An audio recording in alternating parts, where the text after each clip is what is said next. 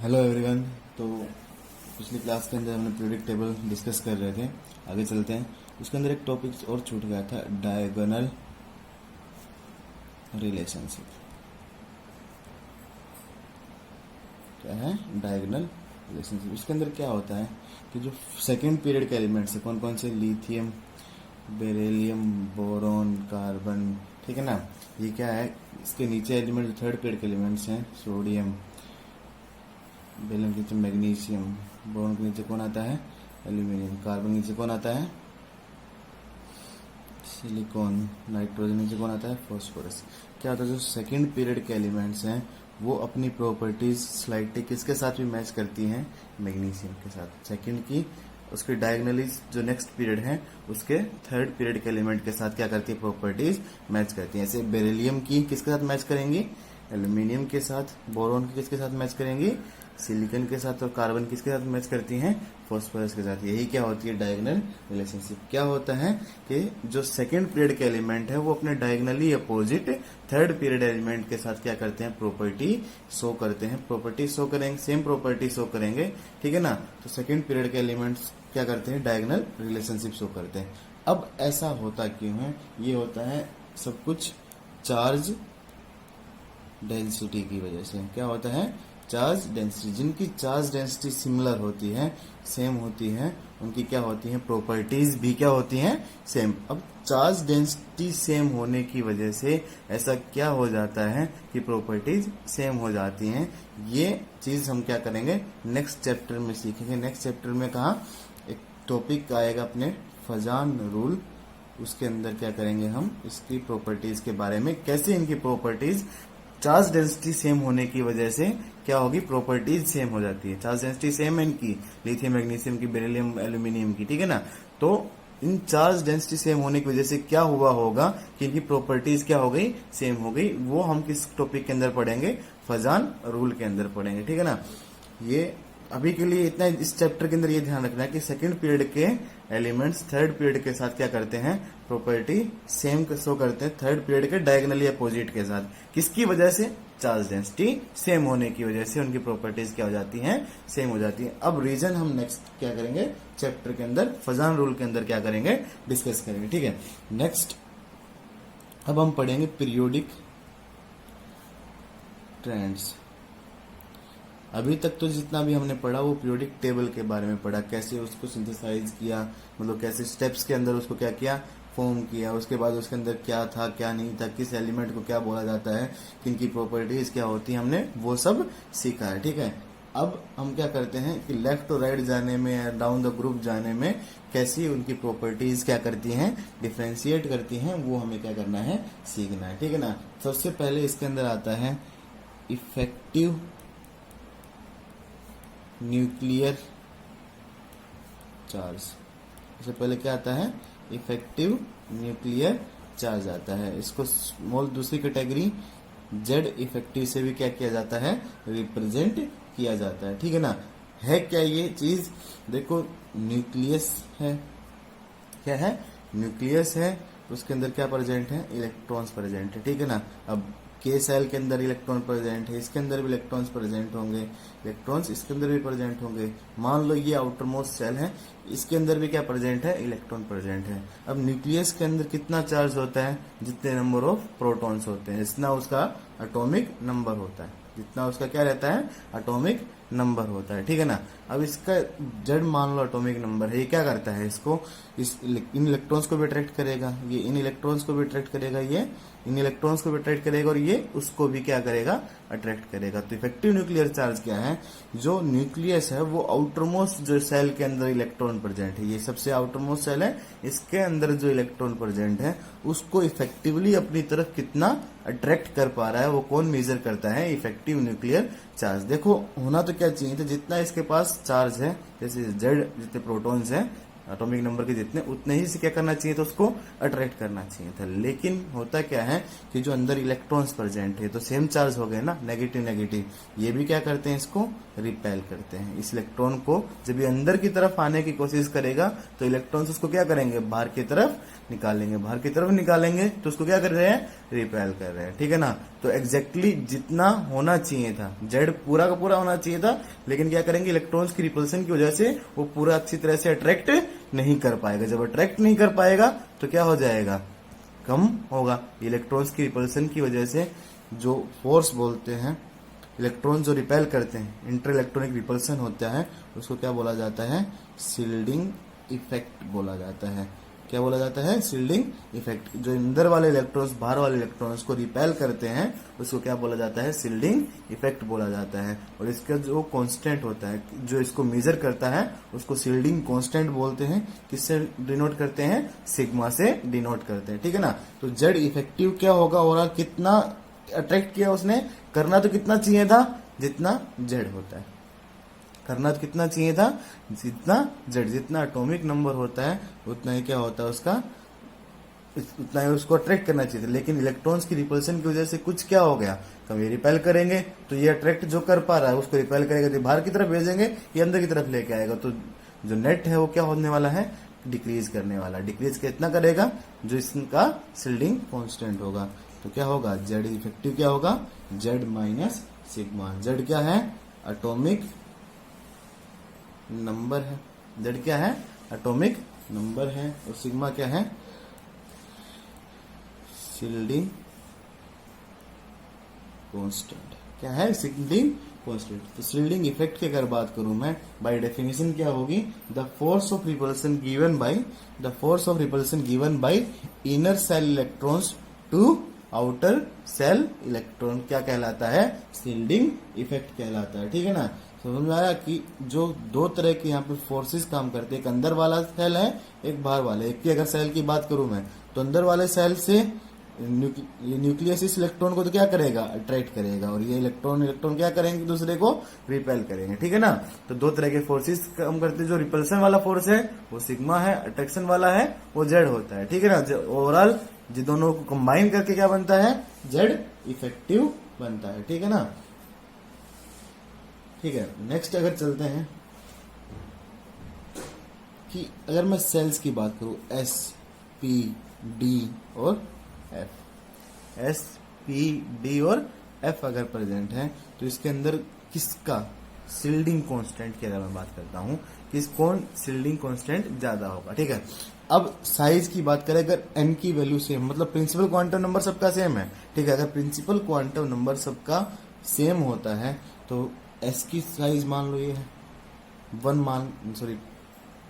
मान के चलता हूँ, 4s इतना होगा, 4p इतना होगा, डी क्या होगा, डबल नंबर सेम, इसके सेपी कम्प्लेक्स होती है, ठीक है। अब क्या है, एक ऑर्बिटल के अंदर, F orbital, D orbital, P orbital और एस ऑर्बिटल के अंदर, एक ऑर्बिटल के अंदर इलेक्ट्रॉन कितने आते हैं, 2। इसके अंदर भी इलेक्ट्रॉन कितने आएंगे, 2। इसके अंदर भी इलेक्ट्रॉन 2, और इसके अंदर भी इलेक्ट्रॉन कितने आएंगे, 2 आएंगे, ठीक है ना। अब इसके बाहर इलेक्ट्रॉन प्रेजेंट है, इन सबके बाहर क्या है, इलेक्ट्रॉन प्रेजेंट है, मान लेते हूं मैं, क्या इन सबके बाहर क्या क्या प्रेजेंट है, इलेक्ट्रॉन्स प्रेजेंट है। अब जो स्मॉल साइज है उसके अंदर 2 इलेक्ट्रॉन प्रेजेंट है, बाहर वाले इलेक्ट्रॉन्स को वो ज्यादा रिपेल करेगा, ये जो ज्यादा साइज के अंदर चार्ज क्या हो जाएगा, डिस्पर्ज हो जाएगा। इसके अंदर ज्यादा साइज होगी तो चार्ज क्या होगा, डिस्पर्ज हो जाएगा, डिस्पर्ज होगा तो रिपल्सन क्या कर पाएगा, कम कर पाएगा। इसके अंदर चार्ज और भी ज्यादा डिस्पर्स हो जाएगा ऑर्बिटल के अंदर, बाहर रिपेल और कम कर पाएगा। इसके अंदर रिपल्सन तो बिल्कुल क्या हो जाती है, मिनिमाइज हो जाती है। तो जितना स्मॉल साइज रहेगा, साइज स्मॉल रहेगा तो चार्ज डेंसिटी क्या कर जाएगी, इंक्रीज। चार्ज ज्यादा रहेगा ना इसके अंदर, जब चार्ज ज्यादा रहेगा तभी तो बाहर वाले को रिपेल ज्यादा कर पाएगा, ठीक है ना। रिपल्सन ज्यादा होगी तो शील्डिंग इफेक्ट भी क्या होगा, ज्यादा होगा। तो एस का सबसे ज्यादा होता है शील्डिंग इफेक्ट, फिर पी का, फिर डी का, और फिर क्या होता है, एफ का होता है। स्मॉल साइज जितना होगा रिपल्सन उतनी ज्यादा होगी, क्योंकि चार्ज ज्यादा रहेगा, तो रिपल्सन भी क्या कर पाएगा, ज्यादा रहेगा, ठीक है ना। तो डी और एफ की तो क्या होती है, बहुत ही पुअर शील्डिंग होती है, क्योंकि वे क्या होते हैं, डिफ्यूज्ड होते हैं, उनका साइज क्या होता है, बहुत बड़ा होता है, ठीक है ना।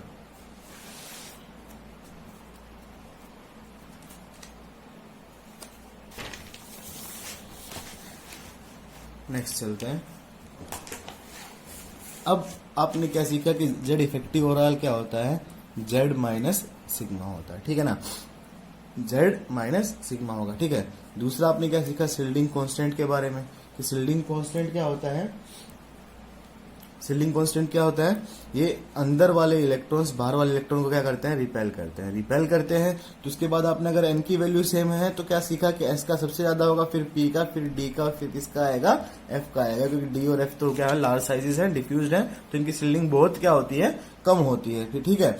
अब अगर n की वैल्यू डिफरेंट दे दे आपको, ये तो n की वैल्यू क्या है, सेम पे है, अगर n की वैल्यू डिफरेंट, मान लो एक 3 दे दी, एक की 4 दे दी, तो क्या होगा, इनके लिए आंसर क्या होंगे, डिफरेंट होंगे। क्या बताया कि साइज जितना स्मॉल होगा रिपल्सन उतनी ज्यादा होंगी, शील्डिंग इफेक्ट उतना ही क्या होगा, ज्यादा होगा। तो साइज किसका स्मॉल होगा, 3 का या 4 का, जो पहले है उसका साइज क्या होगा, स्मॉल। जितना दूर जाता जाएगा साइज क्या करता जाएगा, इंक्रीज करता जाएगा। तो जो n की वैल्यू जितनी कम होगी, शील्डिंग इफेक्ट भी क्या होगा, सिग्मा से अगर रिप्रेजेंट करूं, सिग्मा इफेक्ट भी क्या होगा, ज्यादा होगा। क्यों, क्योंकि पास है साइज क्या है, स्मॉल। जितना साइज स्मॉल होगा, ये तो सीखा ना कि साइज स्मॉल जितना होगा शील्डिंग इफेक्ट उतना ज्यादा होता है। ठीक है, इस चीज को आपको क्या रखना है, ध्यान में रखना है। अब ये तो हमने थ्योरेटिकल बात करी कि एस का ज्यादा होगा, पी का ज्यादा होगा, फिर उसके बाद डी, फिर लास्ट में कौन आता है, एफ आता है। ठीक है, या फिर एन की वैल्यू कम होगी तो सिग्मा क्या होगा, ज्यादा हो, एन की वैल्यू कम होगी सिग्मा ज्यादा होगा। लेकिन अगर हम बात करें क्या कि इस सिग्मा की प्रॉपर वैल्यू निकालना, इस सिग्मा की प्रॉपर अगर मैं वैल्यू निकाल सकता हूं तो जेड मेरे को एटॉमिक नंबर हर के एलिमेंट का पता है, मैं उसका जेड इफेक्टिव भी क्या कर सकता हूं, निकाल सकता हूं कि कितना इफेक्टिवली न्यूक्लियस लास्ट इलेक्ट्रॉन को अपनी तरफ अट्रैक्ट कर पा रहा है। इसी के लिए एक साइंटिस्ट था स्लेटर, उसने क्या दिया, अपना एक रूल दिया जो क्या है आज तक वैलिड है। उसी के बेसिस पे आप क्या कर रहे हैं, जेड इफेक्टिव को निकालते हैं, सिग्मा को निकालते हैं। ये कैलकुलेट किसको करता है, सिग्मा को करता है। अगर सिग्मा कैलकुलेट कर दिया आपने तो जेड इफेक्टिव भी क्या हो जाता है, कैलकुलेट हो जाता है। ठीक है, अब इसके कुछ रूल्स हैं, उनको मैं आपको समझाता हूं, उनको आपको क्या रखना है, ध्यान में रखना है। ठीक है, पहला रूल जो बोलता है, दोनों के लिए अलग अलग केसेस बनेंगे, बाकी पहला जो रूल है वो सबके लिए क्या होता है, सेम होता है कि इलेक्ट्रॉनिक कॉन्फ़िगरेशन लिखो। क्या, इलेक्ट्रॉनिक कॉन्फ़िगरेशन जैसा आपको सिखाया है वैसे आपको क्या करना है, इलेक्ट्रॉनिक कॉन्फ़िगरेशन लिखनी है। ठीक है ना, इलेक्ट्रॉनिक कॉन्फ़िगरेशन अगर आपने लिख ली तो उसके बाद उनको क्या करना है, जैसे सबसे पहले क्या आता है, 1s फिल होता है, फिर 2s, फिर 2p, फिर 3s, फिर 3p, फिर 4s, फिर 3d, फिर 3d के बाद कौन आता है, 4s के बाद, सॉरी 4s 3d, फिर 4p आता है, फिर 5s आता है। ठीक है, ऐसे क्या करता रहता है, इंक्रीज करता रहता है, 5s 5p आगे बढ़ता रहेगा। ठीक है,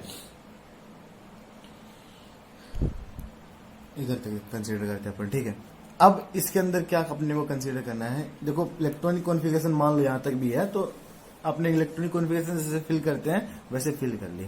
अब इनको क्या करना है, इंक्रीजिंग वैल्यू ऑफ एन के अंदर क्या करना है, जचाना है। जैसे 1s as it is, 2s 2p, 3s 3p। अब पहले 4s आ रहा था ना, पहले क्या लेके आओगे, 3d लेके आओगे, फिर कौन आया लेके आओगे, 4s लेके आओगे, फिर 4p। ठीक है ना, ऐसे पहले क्या आ जाएगा, 4d आएगा, पहले कौन आएगा, 4f आएगा, उसके बाद कौन आएगा, 5s आएगा। समझ में आएगा नहीं है, क्या बताया कि इंक्रीजिंग वैल्यू ऑफ एन के अंदर क्या करना है, उसको अरेंज करना है। ठीक है, पहले जब यहाँ पे 4s फिल हो रहा था, 3d बाद में फिल हो रहा था, लेकिन जब नेक्स्ट स्टेप के अंदर सेकंड रूल क्या बोलता है कि इनको इंक्रीजिंग वैल्यू ऑफ एन के अंदर आप क्या कर दो, अरेंज कर दो। तो 3d पहले आ जाएगा 4s से, ठीक है ना, 4s 4p, फिर 5s से पहले 4d आएगा, 5s से पहले 4fb आएगा। ठीक है, इस बात को आपको क्या रखना, ध्यान में रखना। सेकंड रूल क्या बोलता है, जो इलेक्ट्रॉनिक कॉन्फ़िगरेशन लिखी है आपने तो उसको इंक्रीजिंग ऑर्डर ऑफ एन के अंदर क्या कर दो,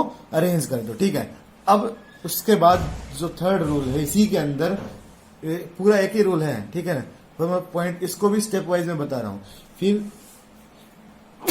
सॉरी, इसको क्या कर दो, ग्रुप्स के अंदर अरेंज करना है। S और P का तो क्या होता है, सेम N की वैल्यू में S और P का एक ग्रुप होता है। ये तो 1s है, इसके साथ कोई दूसरा आएगा नहीं। 3s 3p का क्या आ जाएगा, एक ग्रुप आ जाएगा। 3d का क्या आ जाएगा, एक ग्रुप आएगा। 4s का क्या आएगा, 4s 4p का एक ग्रुप, 4d का अलग, 4f का अलग। ठीक है, नेक्स्ट आगे क्या आएगा, 5s 5p का अलग आएगा। ठीक है, इस चीज को क्या रखोगे, ध्यान में रखोगे क्या कि ग्रुपिंग्स करनी है एस और पी एक ग्रुप सेम एन की वैल्यू वाले, जैसे एन की वैल्यू वाले सेम एक ही ग्रुप के अंदर आएगा, यहाँ पे कोई दूसरा था नहीं तो ये अकेला आया है, ठीक है। 3s 3p सेम एन की वैल्यू है तो क्या आएगा, सेम आएगा। यहाँ पे डी है, डी अलग आता है, 4s 4p अलग सेम आएगा, 4d सेम अलग आएगा, 4f अलग आएगा, फिर 5s 5p सेम आएगा, ठीक है ना। यहां तक तो रूल क्या है, सबका सेम है, ठीक है। क्या, पहले इलेक्ट्रॉनिक कॉन्फ़िगरेशन लिखी, फिर उनको इंक्रीजिंग ऑर्डर ऑफ एन के अंदर लिखा आपने, उसके बाद उनकी क्या कर दिया आपने, ग्रुपिंग्स कर दी, किसके बेसिस पे, क्या, एस और पी एक साथ, टी और एफ अलग अलग आएंगे, ठीक है। तो अब अगर लास्ट इलेक्ट्रॉन एस या पी के अंदर जाता है, अगर आपने इलेक्ट्रॉनिक कॉन्फ़िगरेशन स्टार्टिंग में लिखी थी तो लास्ट इलेक्ट्रॉन या एस या पी के अंदर जाता है तो रूल्स डिफरेंट होंगे, और लास्ट इलेक्ट्रॉन डी या एफ के अंदर जाता है तो रूल्स क्या होते हैं, डिफरेंट होते हैं। तो एक एक करके अपन सीखेंगे। पहले क्या सीख रहे हैं, लास्ट इलेक्ट्रॉन जब किस में जाए, एस और पी के अंदर जब जाता है तो क्या बोलता है, पहला रूल क्या बोलेगा कि जो एनएस और एनपी है, मतलब जो आउटर मोस्ट सेल के इलेक्ट्रॉन्स हैं उसके अंदर अगर इलेक्ट्रॉन्स हैं, देखो मान लो अपन क्या लेके चलते, क्लोरीन को लेके चलते, ठीक है। क्लोरीन की कॉन्फ़िगरेशन लिखो 1s2 2s2 2p6 3s2 3p5, इसकी क्या है कॉन्फ़िगरेशन है, ठीक है। अब इसके अंदर आपको क्या निकालना है, पहले तो ये इंक्रीजिंग ऑर्डर ऑफ एन के अंदर अभी तक तो अरेंज है, ठीक है, ये इंक्रीजिंग ऑर्डर है, ठीक है। उसके बाद इनको ग्रुपिंग्स करनी थी, 2s 2p एक ग्रुप के अंदर जाएंगे, 3s 3p एक ग्रुप के अंदर आएंगे, ठीक है। अब मेरे को क्या निकालना है, इसको तीन रूल हैं, तीनों को मैं क्या कर रहा हूं, समझा रहा हूं, ठीक है। पहला, सिग्मा निकालने के लिए सबसे पहले जो लास्ट सेल है जिसके अंदर लास्ट इलेक्ट्रॉन है, पी के अंदर यहाँ पे क्या है, लास्ट इलेक्ट्रॉन। देखो जब हम शील्डिंग इफेक्ट निकालते हैं तो जो आउटर मोस्ट सेल के अंदर लास्ट इलेक्ट्रॉन है उसी पे तो निकाल रहे हैं, तो उस इलेक्ट्रॉन को कौन सी, वो अपने आप को थोड़े ना रिपेल करेगा, तो उस इलेक्ट्रॉन को कंसीडर नहीं करते। उसके अलावा बाकी इलेक्ट्रॉन्स उसको क्या करेंगे, रिपेल करेंगे। उसके अलावा बाकी इलेक्ट्रॉन्स उसको क्या करेंगे, रिपेल करेंगे। तो उन्हीं को क्या करना है, आपको कंसीडर करना है, ठीक है। और ऐसे ही अगर बाहर वाले इलेक्ट्रॉन्स है, मान लो ये इलेक्ट्रॉन इधर है और बाहर वाले इलेक्ट्रॉन्स है, अभी बाहर वाले इलेक्ट्रॉन्स थोड़ी ना उसको अंदर की तरफ फेंकेंगे, मतलब बाहर वाले अंदर जाने से बाहर वाले इलेक्ट्रॉन को रिपेल करेंगे क्या, नहीं करेंगे। अंदर जाने से अंदर वाले इलेक्ट्रॉन ही क्या करेंगे, रिपेल करेंगे, क्योंकि अंदर की तरफ जाएगा तो इनसे तो रिपल्सन क्या होंगी, कम होंगे, तो भेजना चाहेंगे, जाओ जितना अच्छे से जा सकते हो। तो शील्डिंग बाहर वाले इलेक्ट्रॉन्स की नहीं होती, जो अंदर वाले इलेक्ट्रॉन्स है उनकी की क्या होती है, शील्डिंग कंसीडर की जाती है। तो आउटर मोस्ट सेल के अंदर जो प्रेजेंट है उनके अंदर क्या होगा, जिस एक इलेक्ट्रॉन पे तो हम क्या करते हैं, निकालते हैं, जैसे ये वाला है 5p 3p5 है, तो यहाँ पे 5 इलेक्ट्रॉन में से एक इलेक्ट्रॉन पे तो निकालूंगा, बाकी 4 क्या रहेंगे, उसको रिपेल करने वाले होंगे, ठीक है। तो स्टार्टिंग क्या होती है कि जो आउटर मोस्ट सेल है, जो NSNP बोला मैंने, उसके अंदर जितने भी इलेक्ट्रॉन्स है उसमें एक पे तो मेरे को क्या करना है, निकालना है। पी के एक इलेक्ट्रॉन पे तो मेरे को निकालना है, बाकियों को क्या करेंगे, करना है, कंसिडर करना है सिग्मा निकालते हैं, क्योंकि 7 में से 6 तो उस एक को क्या करेंगे, रिपेल करेंगे, एक खुद को रिपेल नहीं करेगा, उस पर तो हमें क्या करना है, निकालना है कि शील्डिंग कितना उस पर लग रहा है, कितना अंदर वाले उस पर रिपल्सन फील करवा रहे हैं, ठीक है।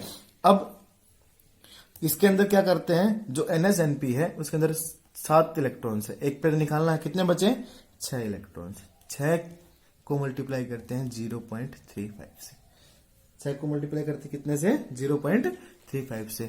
जो सबसे बाहर वाले सेल के अंदर इलेक्ट्रॉन्स होते हैं उसमें एक इलेक्ट्रॉन कम करके जिस पे निकालना है, बाकियों को किससे मल्टीप्लाई करता है, 0.35 से क्या करते हैं, मल्टीप्लाई करते हैं।